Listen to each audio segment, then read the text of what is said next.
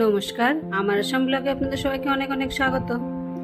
আজকে হলো বৃহস্পতিবার। সকালবেলা উঠে জলখাবার খেয়ে তো সবাই যার যার মতো বেরিয়েই গেছে। সকালে চাউমিন বানিয়েছিলাম জলখাবারে, তাই টিফিনেও নিয়ে গেছে, খেয়ে গেছে। তাই আর কি, যেহেতু বৃহস্পতিবার, সকালে সমস্ত কাজকর্ম করে রান্না জলখাবারে সব শেষ করে দিয়ে সবাই বেরিয়ে গেল যার যার মতো। আমিও বাসি কাজকর্ম, ঘর ঝাড়ু মোছা, স্নান, লক্ষ্মী পূজা সমস্ত সেরে একবারে রান্নাঘরে ঢুকলাম। এখন প্রায় 11টার মতো বাজে।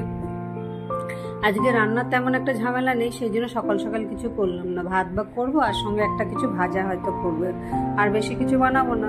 কালকে দুপুরে রান্না ছিল, কালকে দুপুরবেলা খেতে আসেনি, তাই ডাল তরকারি সমস্ত কিছুই রয়ে গেছে। তাই ওগুলাকে একটু সব ফ্রিজ থেকে বার করে নিয়ে আসলাম, গরম করে নিয়ে নেবো। আর এখানে একটু দেখি কি ভাজা করি, সেই ভাজা একটা করবো, আর ভাতটা বানিয়ে নেবো। আগে ফিল্টারে কিছু জল দিয়ে নিই। প্রত্যেকদিন সকালে ফিল্টার থেকে 3-4 লিটার জল একবারে দোকান যাওয়ার সময় নিয়ে যায়। তাই ফিল্টারটা পুরোই খালি হয়ে গেছে। এখন গরমের দিন জল তো স্বাভাবিক তো লাগে, আর ওদের খাওয়ার জন্য এখানে অসুবিধা, জল খাওয়ারও জল নেই। সেই জন্য সবাই মিলে খায় দেখে সেই জন্য 3-4 লিটার জল নিয়ে যায়, ফিল্টারটা একেবারে খালি হয়ে যায়। তাই আজকে এই যে জল দিয়ে রাখলাম, আবার কালকে সকাল অবধি হয়ে যাবে। ঘরে তো সারাদিন তেমন কেউ থাকে না, আমি একাই থাকি। বেশি থেকে বেশি 2 বোতল কি 3 বোতল জল খাওয়া হয়। আর রাত্রেবেলা ওরা আসলে হয়তো 1 বোতল। 4 লিটার কি 5 লিটার জল আমার ঘরে লাগে, এর বেশি তো আর লাগে না। বাকিটা মোটামুটি এই জন্য ভর্তি করে দিয়ে রাখি, যাতে সকালবেলা নিয়ে যেতে পারে জলগুলো। তো এইদিকে ফিল্টারে জলটা দিয়ে একটা শেষে এখানে ভাত বসিয়ে দিলাম, আর একদিকে কড়াইয়ে কালকে যা তরকারি ছিল সমস্ত এক গরম করে নিলাম। আর রাত্রের জন্য এখন ভাবলাম আগে একটু আটা মেখে রেখে দিই। রাত্রেবেলায় আটাটা মাখা থাকলে রুটিটা করতে ঝামেলা নেই।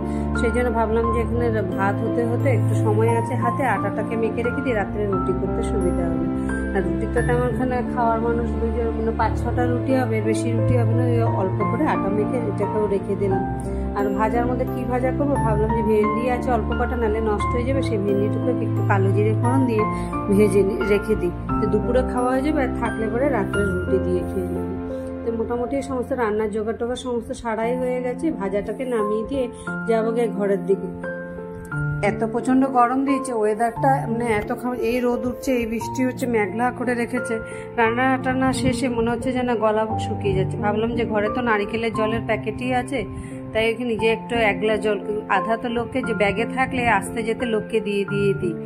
তো এখন ঘরে রয়েছে কয়েকটা, যে আগে নিজে খেয়ে নিই, তারপর বাকি যেগুলো আছে পরে নয় দেবো। খেয়ে দিয়ে এসে এমন অন্ধকার করেছে, মানে উপরে কালো আর সাদার কম্বিনেশন, দেখতেও ভালো লাগে। মাঝে মাঝে নীল আর সাদা, মাঝে মাঝে কালো আর সাদা, এত অন্ধকার করেছে মনে হচ্ছে যেন খুব জোর বৃষ্টি আসবে। যাই হোক, আজকের মতো ব্লগটাকে এখানেই শেষ করছি। আবার দেখা হবে পরের আরেকটি ব্লগে। ব্লগটা কেমন লাগলো সবাই কমেন্টে অবশ্যই